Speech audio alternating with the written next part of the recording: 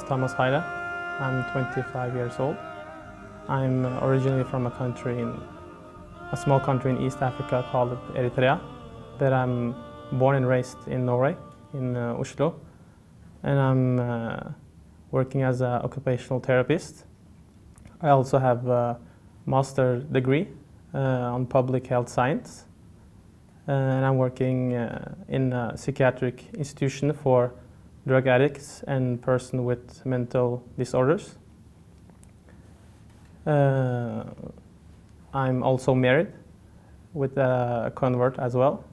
Yeah, I was originally an Orthodox Christian, and I wasn't so religious.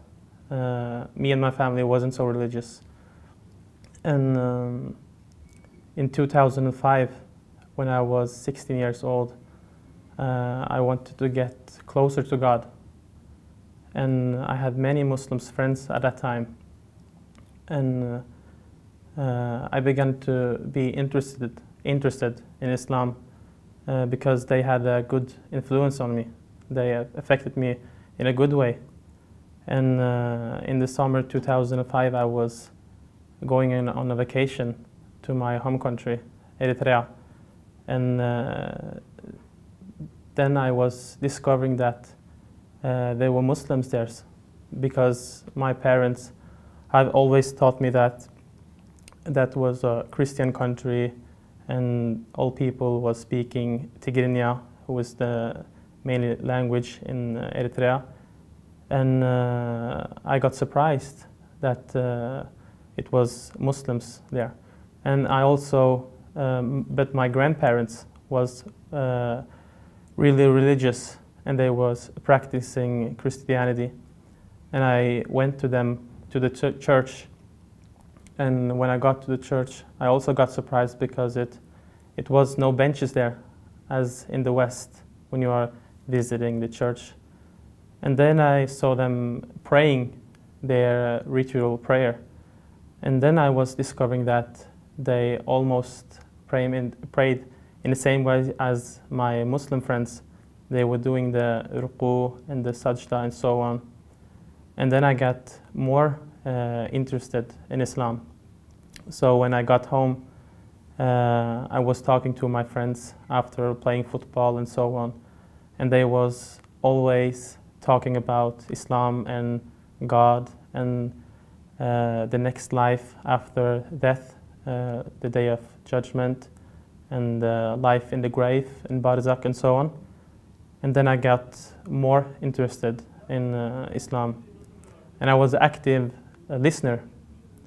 And in the same summer, we were going to see a movie called The Passion of the Christ, who was mainly about Isa alayhi salam. And that was with my Muslim friends. And before we was starting the film, a Muslim friend of mine was cursing Isa alayhi salam. And my other Muslim friend was interrupting him and said that, why are you cursing Isa alayhi salam? He is also our prophet. We also believe in him, as same as we do with the other prophets like Adam, Nuh, Musa, Abraham, Jacob, and so on. And then I got surprised because I didn't know that they also believe in the same prophets as we did. So I got shocked, and then he continued to talk about the mother of Jesus, the Virgin Mary, may peace be upon her. And he was talking about that she had a whole chapter in the Quran was named after her. And then I was more shocked, and I became more interested in Islam, to learn more about Islam, because now I understood that it's more similarities between Christianity and Islam than differences. So I was starting reading books about Islam, and I was attending conferences, lectures, and so on. And then some of my friends were inviting me to the mosque, and I went to them and the mosque was welcoming me good. They were appreciating that I was coming and so on. And in the mosque, it was lectures and every Sunday.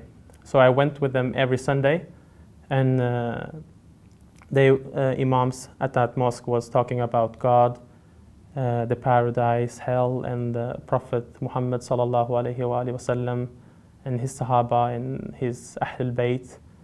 And I got interested again, and they was planning a trip to Sweden. It was like a form of khuruj. It's almost the same as iqtiqaf. And I wanted to join them to that trip because they was going to visit another mosque in Sweden. But I wasn't sure what to tell my mom, because I know for sure that if I was telling her that I want to go to a trip to Sweden with Muslims, she would never allow me. So I come up with an idea that I should tell her that I was going to attend a football cup. And my mom didn't believing in me 100%, because it was just 1 week before the cup I was telling her about it. And she asked me why didn't she had some more information from the coach, handed out information. And then I said to her that many teams have decided not to attend to the cup, so we had the opportunity to attend for maybe 15 pounds and so on. And then she believed in me, and I was packing my stuff and was leaving to Sweden. And at that time I wasn't Muslim yet, but I was getting more and more interested in Islam, and I was thinking about convert to Islam, because at that time I'd thought that was the right religion and the right way, and so on. So when I came to Sweden, I met a Muslim guy from my home country, and he got surprised when he heard that I wasn't a Muslim. So he started encouraging me to become a Muslim, and he was also pushing me to become a Muslim. But I was telling my friends that I wasn't ready yet to become a Muslim, because I didn't know what I was going to tell my mom and my family and so on. And my friends was talking to him and said that we shouldn't push him. He has free will. He should choose for himself and so on. And then he said that no, if we wait, he should be a Muslim on this trip before he is leaving back to his family in Norway, because if he don't become a Muslim now, he may be affected by his family and maybe don't decide to convert to Islam, and Shaitan will also maybe prohibit him from converting. And now he knows the truth about Islam, so he has no guarantee if he lives for next week or next year and so on. And then I was reflecting about whereas I should become a Muslim then or wait when I was leaving back to Norway. So the same night I was up all night with my friend. I was talking to him and was reflecting about whereas I should become a Muslim. And he was telling me that you shouldn't feel oppressed to become a Muslim. You should do it when you are ready and so on. And then I was telling him that I was ready to become a Muslim, but I didn't know what I should tell my mom when I got back to Norway again, because I noticed something with my mom, that the more I read about Islam and was attending the mosque and the conferences and the lectures, I noticed that she had hatred towards the religion and Muslims. She had a negative picture of Islam because of the media. She was always reading the newspapers. She was always seeing on the news on the television about Muslims, and especially after the attack on the Twin Towers in 9/11. And she had so much misconceptions towards the religion. Why are men allowed to marry 4 women? Why does women need to cover them up with hijab and niqab? And why are Taliban and Al-Qaeda, Muslims group, killing incidents on the TV, and Christians and non-believers, and the Muslims are going to take over the world because they want to take over the world, and that is why they are having so many children and so on. And the same night I talked with my friend and decided to become a Muslim the next day. So we went to a room with imams and some scholars, and I was saying that I was ready to convert to Islam, and they want me to confirm for sure that I believed in Islam and that was the right way for me and so on. And they was talking with me about Islam. They was giving me some kind of summary of the religion and the rules and the way I have to live and change my life and so on. And then they wanted me to take a shower. Maybe it was like a form of ghusl or something. And they asked me if I had new clothes or clean clothes to wear on afterward before I was going to take the shahadatain. And I hadn't clean clothes left. So my friend was giving me a clean sweater. And this is the same sweater I had on today. It's 8 years ago that I had the same sweater on when I was converting to Islam. And then I took the shahadatain, and that was the best feeling in my life. When I came home, I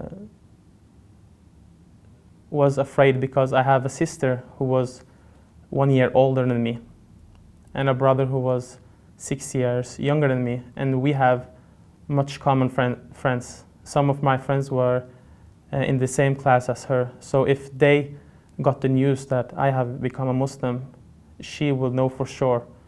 And when she got a news, I know that she will tell my mom. So the news was spreading in my neighborhood in the same way as fire is spreading on dry grass. So the news was reaching my mom, and she also found my prayer mat underneath my bed. And she was calling every in the family to a meeting because she was confronting me about the rumors and the evidence. And she was crying, and everybody in the family was there.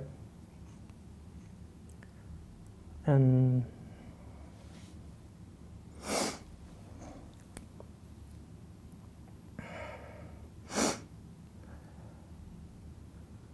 then I didn't want to admit that I have become a Muslim because I know she maybe would get a heart attack or something. And I was just telling her that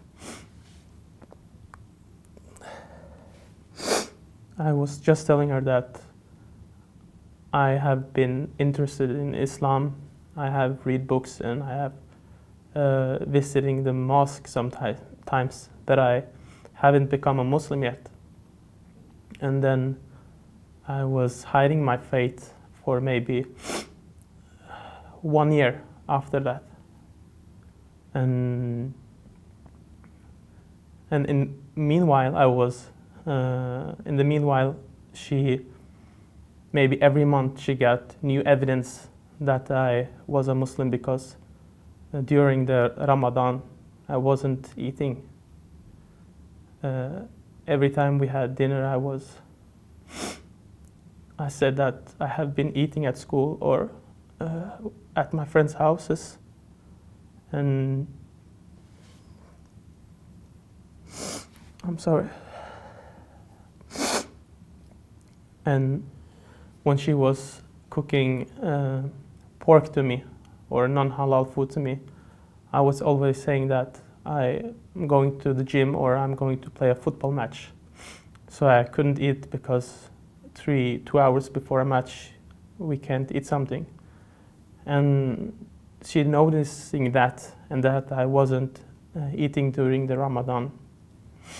And at the night, she noticed that I went to the bathroom and was doing wudu for the Fajr prayer. And she saw new evidence each month, and she was confirming her proof from the others in the neighborhood, because everybody was talking about that I have become a Muslim. And after 1 year, she was calling everybody into a new family meeting again. And then she had discovered my new prayer mats, because the earlier prayer mats she had thrown them in the garbage. So then I realized that I shouldn't hide my faith anymore, because it's obvious. So I was telling her the whole truth, that I have been a Muslim for almost a year now, and I decided to become a Muslim because it seems more logic than Christianity, and it has better answers regarding life, regarding lifestyle, regarding everything, every subject in man's life. Islam got the answers. The answers I couldn't find in Christianity. And I'm not believing in the Trinity. It's not logic. I'm believing in one God, and I'm believing in the Quran and Rasulullah and so on. And then after the meeting, she was crying, and she said that she left me with two choices. The first one is to become a Christian again, and the next one was to moving out from the house. So alhamdulillah, I chooses the second choice. With the tawfiq of God and my good friends who supported me in every way, both emotionally and economically, I moved out, and I was living at with my friends. I was 1 week living with one friend, and at another week I was living at another friend's house. And I was looking for an apartment to rent nearby, because I want to attain my relationship with my family and my friends, and I want to go to the same school as I was going before. And it was difficult to find an apartment to rent because I didn't have a job at that time, and I was 18 years old. And I was making dua to God to help me to find an apartment.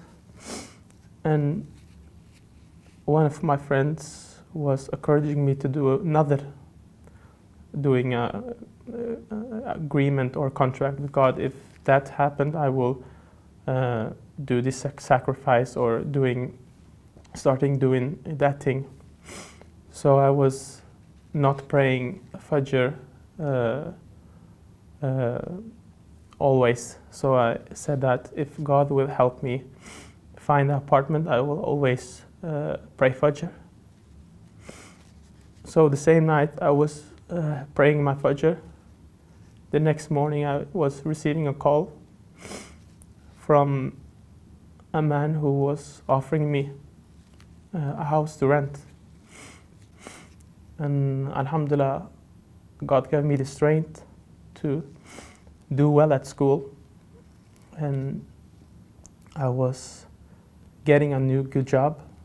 I was doing good at in life. I was doing it good, and I was taking my driving license, and my friends were supporting me, and that was a factor that was a factor that helped me to succeed. And maybe before summer 2008, I was reading much, because much of the question my family was had misconceptions towards Islam. They was asking me questions: why are Islam allowing this, and why are Islam allowing that, and so on. But at that moment before, when I was converting, I didn't have the answers. So I was reading and visiting mosque and talk with some scholars about it, some questions, answers to that questions. So I answered them. When they was asking me question, I answered them. And before summer 2008, I was introduced with a guy from India, and he was a Muslim who seems very practicing, because he had the long beard and he always wear a distasha and so on. And we lived nearby, so we often went to the mosque together and prayed Salah in Jama'ah. And I didn't, I was always visiting Sunni mosques, and I was always reading Sunni books and hadiths and so on, because most of the Muslim was Sunnis, and most of my Muslims friends was also Sunnis. And when I heard that one of my friends had become Shia, I was surprised and I was shocked, because I thought that the Shia was misguided, because I have heard so many misconceptions about them. And when one of my friends became a Shia, I got more interested in Shia Islam. And at the same time, as I said earlier, I was meeting that Indian guy who was asking me whether I was a Sunni or a Shia. And I just answered him that I was Muslim. I haven't decided yet if I want to become a Shia or Sunni, and I want to read more and so on. And then he was telling me some narrations from hadith books where Rasulullah said in a narration that after me it's going to be 73 sects, and 72 of them will enter hell, but one of them will enter paradise, and that is the group that follow my way, my sunnah. So he encouraged me to find the right way, and he gave me some books from persons like Ibn Taymiyyah, Muhammad Abdul Wahab, and Dr. Bilal Phillips. And I was reading them, and he starting to talk with me about Shia Muslims, that I should avoid them because they are misguided and they trying to brainwash people to become Shia Muslims, and they are not following the way of the Holy Prophet, and they are not following the Quran. They have another Quran and they don't share the same Quran as we do. And he also said that they believe in 12 Imams who has the same attributes as God.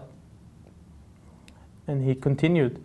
He was indoctrinated me with hatred towards Shiism and Shia Muslims. And I met my Ustad, Farsad. And I was attending his lectures at home. And I was asking him about why Ali ibn Abi Talib has the right to be the first rightly guided successor after Rasulullah. And then he was telling me about all the attributes Ali ibn Abi Talib got and what Rasulullah have said about Ali ibn Abi Talib in Sunni's hadith, mostly Bukhari and Muslim and Tirmidhi and so on.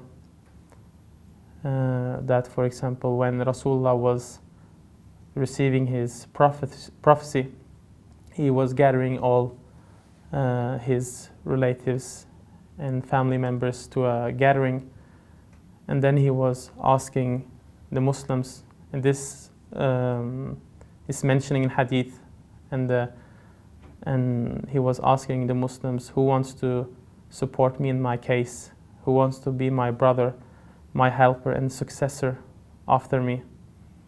And nobody replies except Ali ibn Abi Talib. And he was asking the same question 3 times, and nobody replied except Ali ibn Abi Talib. And Rasulullah also said that every prophet has a successor, and my successor is Ali ibn Abi Talib. And he was showing me more proofs about that Ali ibn Abi Talib has the right to be the firstly guided Caliph after Rasulullah. And I was always believing that Rasulullah was leaving behind 2 things after him, and that was the Quran and the Sunnah. And he showed me narration that Rasulullah leave behind him 2 things.